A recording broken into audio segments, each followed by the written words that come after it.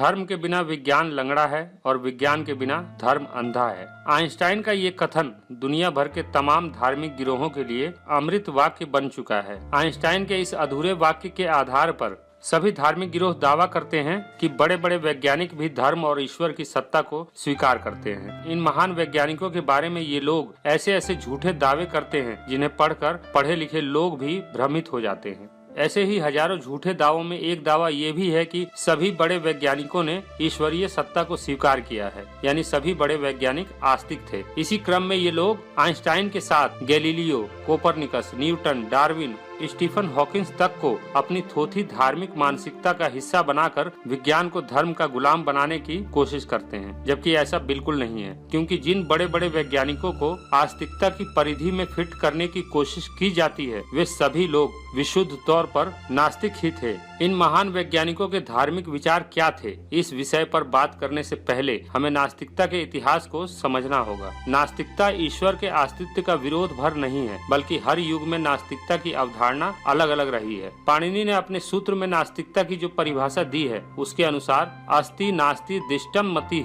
परलोक की सत्ता को न मानने वाला नास्तिक है। जबकि वेदों को ही ज्ञान का प्रमाणिक स्रोत मानने वाले स्मृतिकारों के अनुसार नास्तिको वेद निंदक, यानी जो वेद को नहीं मानते या उसकी निंदा करते हैं वे नास्तिक हैं। बाहर के देशों में नास्तिकता का इतिहास उतना परिपक्व नहीं रहा जितना कि भारतीय संदर्भ में देखने को मिलता है। चार्वाक और लोकायत दर्शन ने नास्तिकता को एक जीवन शैली के रूप में स्थापित करने का प्रयास किया। इसी परंपरा में आगे ईसा पूर्व की 6ठी सदी में वर्धमान महावीर और तथागत बुद्ध ने नास्तिकता को मानवीय मूल्यों के साथ पिरोकर उसमें नैतिकता, सदाचार, न्याय और समानता के गुणों से सजाकर अनीश्वरवाद को मानव विकास में उपयोगी समझा और प्रचलित धर्मों को खारिज करते हुए नास्तिकता पर आधारित एक वैकल्पिक और तर्कसंगत मार्ग तैयार किया। बाहर के देशों में नास्तिकता और आस्तिकता के बीच का संघर्ष मध्यकाल से दिखाई देता है और धर्म और विज्ञान का ये शुरुआती टकराव चर्च की स्थापित मान्यताओं को चुनौती मिलने से शुरू होता है। हालांकि बाइबिल को चुनौती देने वाले शुरुआती वैज्ञानिक पूरी तरह ईश्वरीय सत्ता को चुनौती देने वाले नास्तिक नहीं थे, बल्कि उनकी खोजों का बाइबिल के सिद्धांतों के विरुद्ध होना ही उस दौर में उन्हें नास्तिक साबित करने के लिए काफी था। वैसे ही जैसे किसी दौर में वेदों की निंदा करने वालों को नास्तिक माना जाता था। बाइबिल की मान्यताओं को चुनौती देने वाले ऐसे नास्तिकों में सबसे बड़ा और सबसे शुरुआती नाम कोपरनिकस का है।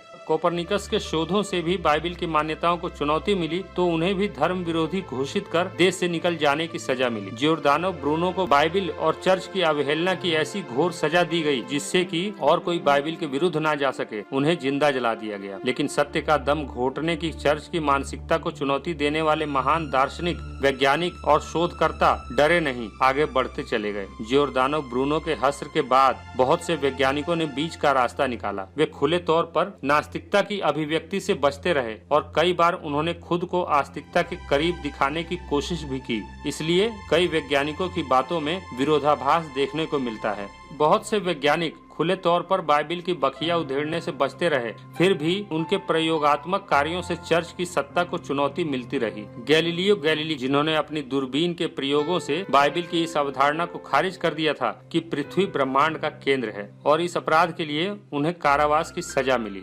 आइजैक न्यूटन ने ग्रेविटी का जो सिद्धांत दुनिया को दिया उससे भी चर्च को परेशानी हुई। आज न्यूटन को धार्मिक गिरोह अपने थोथे धार्मिक खेमे में फिट करने की कोशिश करते हैं, जबकि ऐसा बिल्कुल नहीं है। इतिहासकार स्टीफन डी स्नोबेलेन, जिन्होंने न्यूटन के शोध और उनके जीवन पर कई किताबें लिखी हैं, वे न्यूटन के बारे में कहते हैं, आइजैक न्यूटन पूरी तरह नास्तिक थे, लेकिन उन्होंने अपने निजी विश्वास की सार्वजनिक घोषणा कभी नहीं की। उन्होंने अपने विश्वास को इतनी अच्छी तरह से छुपाया कि आज भी विद्वान उनकी निजी मान्यताओं पर असमंजस की स्थिति में हैं। फिर भी न्यूटन के विचारों के बारे में उनकी कुछ बातें जो सार्वजनिक हुई वो धर्म के प्रति उनके विद्रोह को दर्शाती हैं, जैसे पवित्र आदेशों का पालन करने के लिए उनके द्वारा इनकार किया जाना, और जब वे मरने वाले थे तब उन्हें पवित्र संस्कार के लिए कहा गया और उन्होंने इनकार कर दिया। ये तो थी न्यूटन की बात, जो स्नोबेलेन के शोध के अनुसार नास्तिक विचारों के साबित होते हैं। अब बात करते हैं चार्ल्स डार्विन की, जो विशुद्ध रूप से नास्तिक थे। इस बात में कोई संदेह नहीं।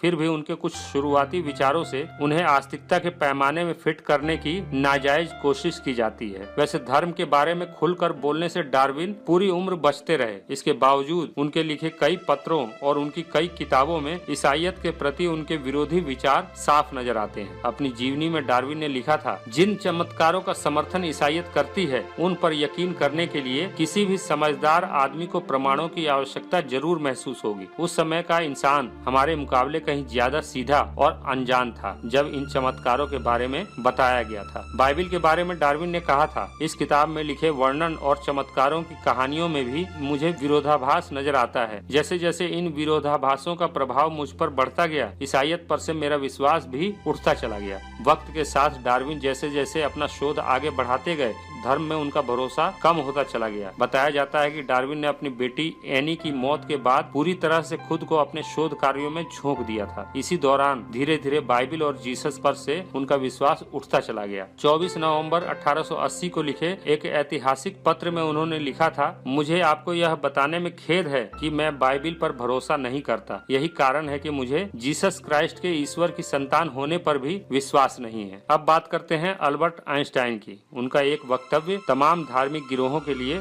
संजीवनी बन गया। Science without religion is lame, religion without science is blind. ज्ञान की धारा अज्ञानता से ज्ञान की ओर बढ़ती है। इसलिए बहुत से महान नास्तिकों को आप देखेंगे कि उनका प्रारंभ आस्तिकता से शुरू होकर नास्तिकता की ओर गया। आइंस्टाइन भी ऐसे ही एक महान वैज्ञानिक थे जो प्रारंभ में आस्तिक ही थे और जैसे जैसे वे ज्ञान के उच्चतम स्तर को हासिल करते गए वो नास्तिकता की ओर बढ़ते चले गए। उनके इस प्रचलित वक्तव्य को समझने के लिए उस वक्त की पृष्ठभूमि को समझना जरूरी है। ये पंक्ति उनके एक भाषण का हिस्सा है जो उन्होंने 9 सितंबर 1940 को न्यूयॉर्क में हुए यहूदियों के धार्मिक सेमिनार के लिए तैयार किया था। ये वो दौर था जब पूरी दुनिया द्वितीय विश्व युद्ध की भयंकर वेदना झेल रही थी। ये पंक्ति उनके पूरे भाषण की आखिरी लाइन है। उनकी इन लाइनों को पूरे संदर्भ के साथ ही देखा जाना चाहिए। उन्होंने कहा था, हालांकि धर्म जीवन के लक्ष्य को निर्धारित करने का जरिया हो सकता है और इसके लिए उसे विज्ञान के मार्गदर्शन की जरूरत भी नहीं है, फिर भी हमें यह समझना होगा कि धर्म द्वारा जीवन के निर्धारित लक्ष्यों की प्राप्ति में विज्ञान का क्या योगदान होगा। लेकिन विज्ञान और इसके सिद्धांतों के साथ वही खड़ा हो सकता है जो सच्चाई और समझ की आकांक्षा से पूरी तरह ओतप्रोत हो और भावना का यह स्रोत धर्म से ही पैदा होता है। इसके लिए इस संभावना में भी विश्वास की जरूरत है कि सृष्टि के अस्तित्व के लिए मान्य नियम कितने तर्कसंगत हैं। मैं इस गहन विश्वास के बिना एक सच्चे वैज्ञानिक की कल्पना भी नहीं कर सकता। अगर अपनी इस अवधारणा को मैं एक पंक्ति में व्यक्त करूं तो मैं कहूंगा कि धर्म के बिना विज्ञान लंगड़ा है और विज्ञान के बिना धर्म अंधा है। उनके इस वक्तव्य के बाद दुनिया भर में आइंस्टाइन धार्मिक गिरोहों के हीरो बना दिए गए, क्योंकि उनकी इस बात से धार्मिक गिरोहों की झूठी मान्यताएं और ईश्वर पर आधारित शोषणवादी व्यवस्था पर वैज्ञानिक मोहर जो लग चुकी थी। अब वे धर्म से असंतुष्ट लोगों को ये समझा सकते थे कि देखो, जब इतने बड़े साइंटिस्ट धर्म के बिना विज्ञान को लंगड़ा बता रहे हैं तो तुम्हारी क्या औकात है। धार्मिक गिरोहों के खुश होने के साथ साथ आइंस्टाइन से उनके इस वक्तव्य के कारण बहुत से वैज्ञानिक नाराज भी हुए और उन्होंने आइंस्टाइन को वैज्ञानिक के लिबास में छुपा हुआ कट्टरपंथी तक कह दिया। आखिरकार 8 साल बाद उन्हें सफाई देनी पड़ी। अपने एक वैज्ञानिक मित्र को दिए जवाब में उन्होंने लिखा है, यह निश्चित रूप से एक झूठ था जो आपने मेरे धार्मिक विश्वासों के बारे में पढ़ा था। ये एक ऐसा झूठ बन चुका है जिसे जानबूझकर दोहराया जा रहा है। मैं निजी तौर पर किसी ईश्वर में विश्वास नहीं करता हूँ और अगर मेरे अंदर कुछ है जिसे धार्मिक कहा जा सकता है तो वह प्रकृति के लिए उस सीमा तक नितांत प्रशंसा है जहाँ तक हमारा विज्ञान इसे प्रकट कर सकता है। मेरे लिए ईश्वर सब इंसानी कमजोरी की अभिव्यक्ति से ज्यादा कुछ भी नहीं है। मैंने बार बार कहा कि मेरी व्यक्तिगत राय में किसी ईश्वर का विचार एक बालक की जिज्ञासाओं जैसा ही है। आप मुझे नास्तिक कह सकते हैं, लेकिन मैं पेशेवर नास्तिकों की जमात से खुद को अलग रखता हूँ। 28 सितंबर 1949। उनकी इन बातों से यह स्पष्ट है कि वह किसी भी ईश्वरीय सत्ता पर विश्वास नहीं करते थे और विशुद्ध रूप से नास्तिक थे